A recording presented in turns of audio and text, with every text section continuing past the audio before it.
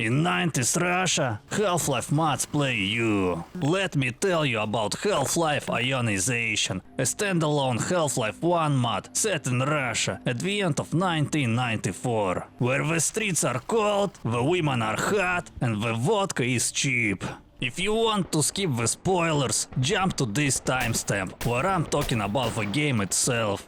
If you wanna know what's cracking, put on your Adidas tracksuit, call your bear and prepare some vodka, cause we're in for a story. It starts with you as a security service captain, woken up in the middle of the night by a goddamn phone call. Your shitty boss doesn't care about off hours, so you're ordered to haul ass to security service headquarters. Well, such is life. Everyone's making a living the best they can. So you enjoy the sight of your wall calendar for a few seconds, listen to the creak of your front door, and take a breath of fresh air outside. As a normal post-Soviet citizen, you don't own shit, including a car, so you head to the subway station. It's quite empty, so you can enjoy the view without distractions. You take a train and get off at another station. While on the escalator, you take a moment to glance at some good old-fashioned ad posters lining the walls. Once outside, the city is practically dead.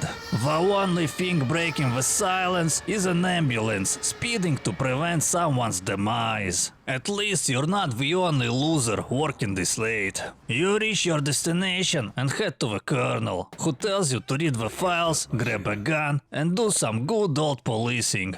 The gist of your assignment is this: a military vehicle was attacked by unknown assholes near military checkpoint, resulting in 1 dead and 1 injured. Later, the militia arrived and cordoned off the area, engaging those same motherfuckers in combat. Since the militia isn't the army, they requested backup, but an electromagnetic pulse has cut them off from the military. The fighting is supposedly still ongoing. All this means there's some ass to kick, so we're in for a treat. Apart from henchmen, there are 3 specific asses that might require some serious whooping.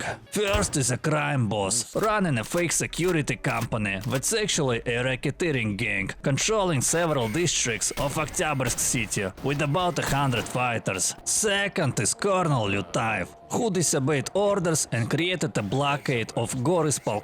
It's basically a city executive committee, whatever the hell that is. The third is the leader of a quasi-pseudo-scientific mystical religious sect called Unity. He used to head a hospital psychiatric department and was convicted for messing with controlled medications.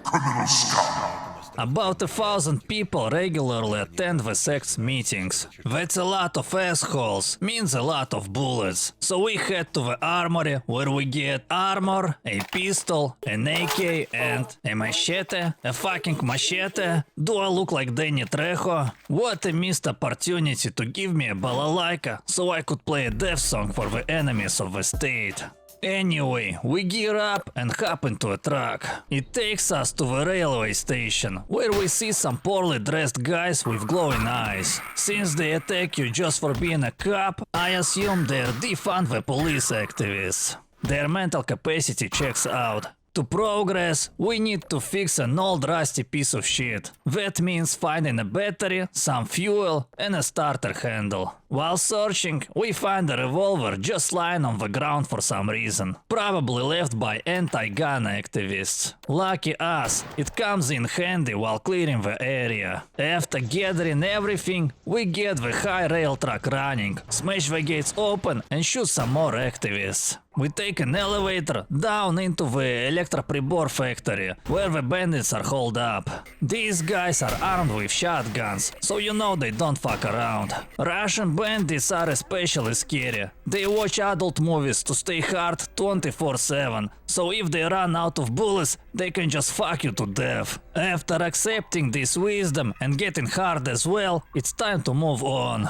We take another elevator down to the ground level. Wait, didn't we start at ground level and already went down twice? I mean, the building's too short for the elevator to go up. So, how are we still on the ground floor? Yeah, who cares? We enter the house, fight up the stairs and reach the crime boss. He calls us a damn cop and promises we'll meet in hell before shooting himself.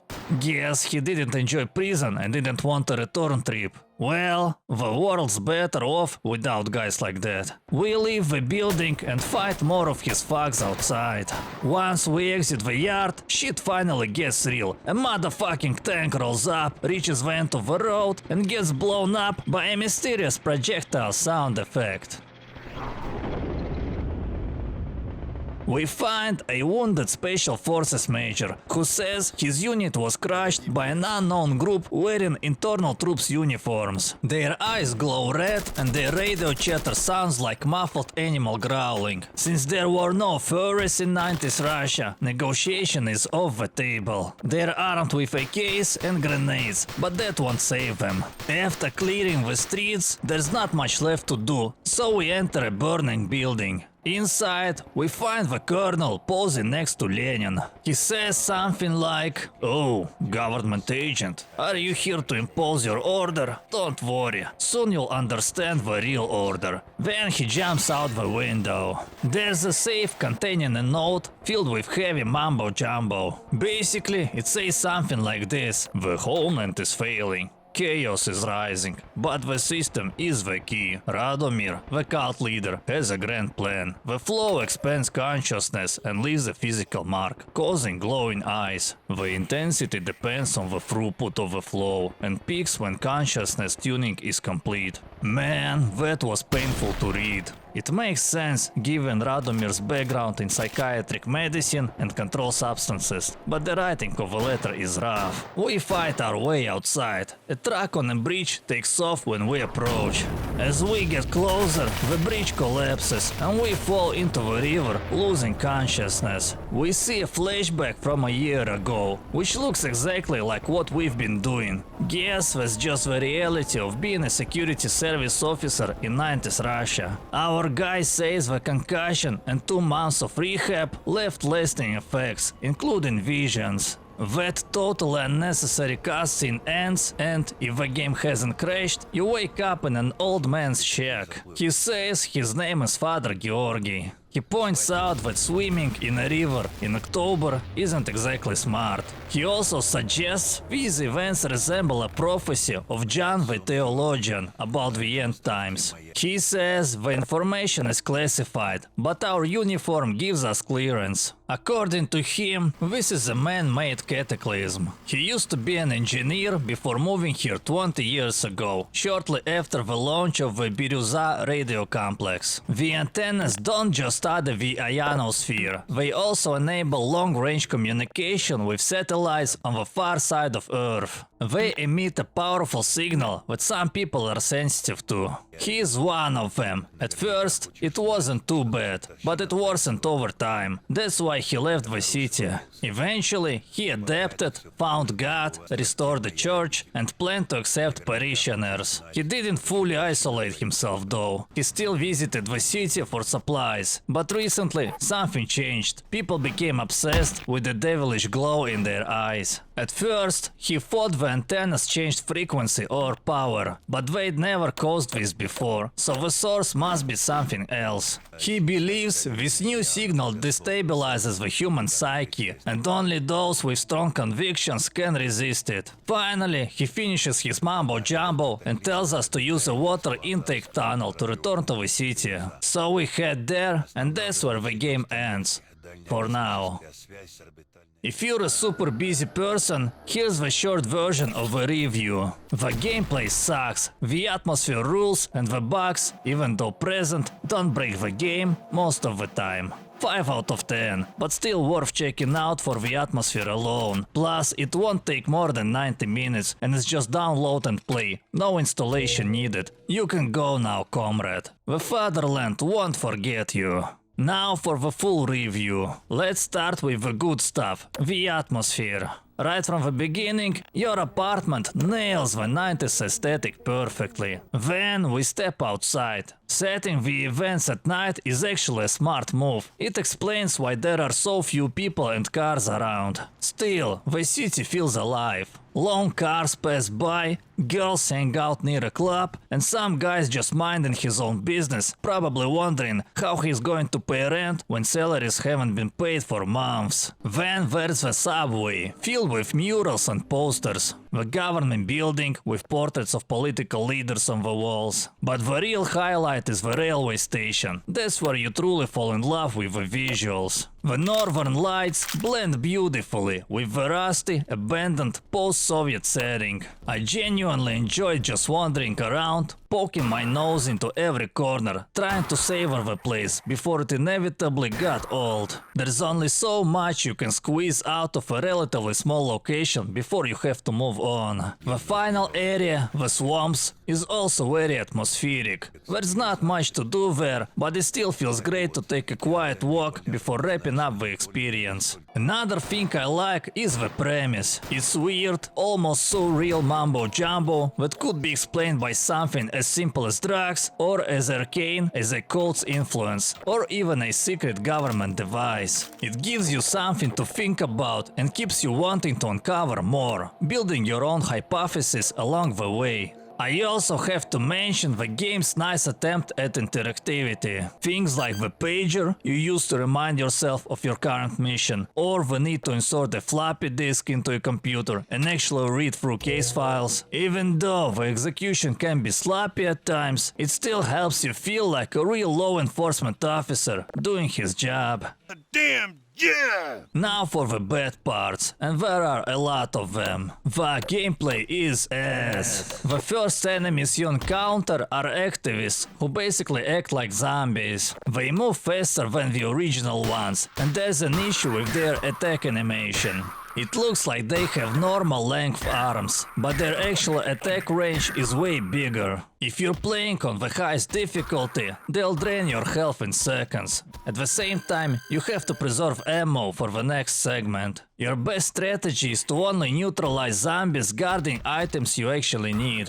Don't use the AK. It shares ammo with the pistol, but takes one extra headshot to kill. Stick to the pistol or revolver instead. Also, try not to let your health drop below 80, or you'll end up saves coming a lot later. Once you reach the ELECTROPRIBOR factory, you'll face enemies armed with shotguns. Don't get close, they'll blast you instantly. That's why you had to conserve ammo earlier, so you can take them out from a distance. Medkits only restore 10 health and are extremely scarce. You can also pick up cans of condensed milk, which restore 1 health each. All these hardships though only apply when playing on the highest difficulty. If you decide to play in hard mode and miss the revolver, you're most likely screwed. Most of your gameplay will turn into constant safe loading, which brings me to my next point: illogical supply placement. Can you guess where that revolver is? Yeah, in the most logical place possible, just lying on the ground behind some random truck, or a box of bullets casually sitting in the grass. Remember how in Half-Life 1, guns and ammo were stored on shelves like they're supposed to be? Or if something was lying around, there'd be a dead body nearby, suggesting it didn't just spawn out of nowhere. Forget about it. That kind of logic is for nerds. In 90s Russia, randomness is the new order. Locations are mostly fine, though some, despite looking good and having great atmosphere, are too big and too empty for no good reason. The lower level of a government building feels completely abandoned. It fits something like a stalker setting more than a fully functioning government headquarters. The railway station is a tricky one. I wouldn't want it to be smaller, but it definitely needed more enemies and more ammo to deal with them. One of the most frustrating things in games for me is when I have to ask myself, where the fuck am I supposed to go? And this game has plenty of that. There is on-screen text showing your current objective at the bottom, but it's poorly implemented. It should be larger, have a sound effect and sit on a black background, because as it is, the white text just gets lost against bright scenes. Let's take a look at some of the confusing places, starting from the beginning. Your task is to get to the subway. Where is it? Turns out it's this low-power polygon door that looks exactly like part of a background. You can't even interact with it. Once you get close, it just loads the next level. There aren't even big letters saying metro, just northeast line. And how is an English-speaking player even supposed to understand that? Next is the subway train. You can enter through any door of a first wagon or the last door of a third wagon to progress. Any other door won't work. And what do we see visually? That's right, they all look exactly the same. On my first playthrough, I thought maybe I had to wait for another train or switch lines or something, but no, it's not that deep. Next is the security service headquarters. The pager tells you to enter the building located across the road from the high-rise. I mean, technically it is across the road, but not directly in front of it. Why not just say the building by the bus stop, which is right next to it? Which brings me to the bigger issue. The pager itself is a good idea, but the execution is rough. It's not translated into English, sometimes gives unclear instructions, and at least once it displayed an outdated objective. I had already smashed the gates with a high rail truck, but the pager was still telling me to find a battery for it. So yeah, the pager is a cool concept, but it definitely needs more polish. Another shitty thing some games do is leaving you with no clue what you're supposed to do, and this game pulls that a few times as well. Take the railway station. The pager tells you to find a way into Oktyabrsk city, past military cordons as the main objective, and to sweep the area as a side task. So, unless you get close enough to the high rail track, you won't trigger the prompt that tells you to use it to ram the gates, and honestly, that's not the most obvious solution. When you finally find the battery, fuel canister and handle starter, the first two are easy to figure out. But if you're like me and have no idea what the handle starter even does, you'll end up jumping all over the track until you realize you're supposed to stick it into a specific hole. This could have easily been a simple fight your way through, pull a lever, open the gates scenario, and it would have played much better. All this running back and forth isn't too Half-Lifey, I'd say, unless it is packed with good action. Though it is pretty cool that we get to ride this thing and smash those gates. Another moment like this happens when you meet Colonel LUTAEV. After he jumps out the window, you have to open a safe and read a note. Only then does a nearby door become accessible. Again, random actions leading to random outcomes. Reminds me of an old Blade Runner game. By the way, take a look at this armor charge. Doesn't it look just like A box of scraps!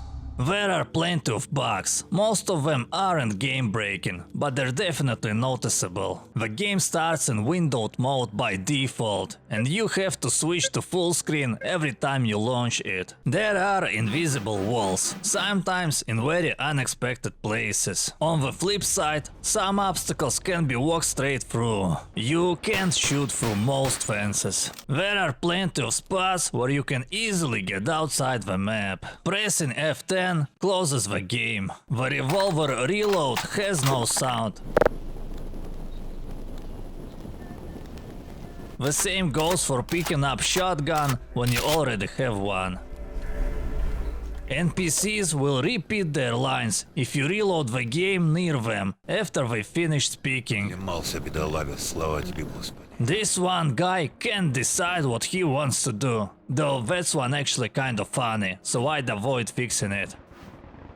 And probably not a bug, but still worth mentioning. Those fuel tanks don't explode when you shoot them, even though they are labeled flammable. Maybe they've already been emptied. I've thrown a lot of shit at this game, but I have to admit, I like it more than I dislike it. It's got real potential. I genuinely see something here, and I'm interested in what comes next. The locations and overall atmosphere feel very Stalker-like, in the best way. They're incredibly captivating. What bothers me is that the mod's development supposedly started in 2011. If that's true, then the end result is seriously underwhelming. On the other other hand, maybe the developer worked on it for 10 minutes back then and then didn't touch it again for 12 years. In that case, fair enough. It doesn't have to be a long game. I'll take quality over quantity any day. Add the promised Oktyabrsk city, maybe an underground lab, a mini boss fight with Colonel LUTAEV, and finish it off with the final monologue from Radomir, explaining what the hell just happened, and that's already a solid experience. The idea itself, setting Half-Life in 90s Russia with some mystical elements, is genuinely cool. Anyway, I hope the developer gets the chance to finish this. I wish them luck and success. As for you comrades, if you're not some little pussy that's afraid of a few bugs and some gameplay roughness, then take your chances in 90s Russia. Do your best to protect the motherland from criminal elements plaguing our beautiful country and feeding off honest people. Together, we will rebuild and come back stronger. Hurrah! Hurrah! Hurrah!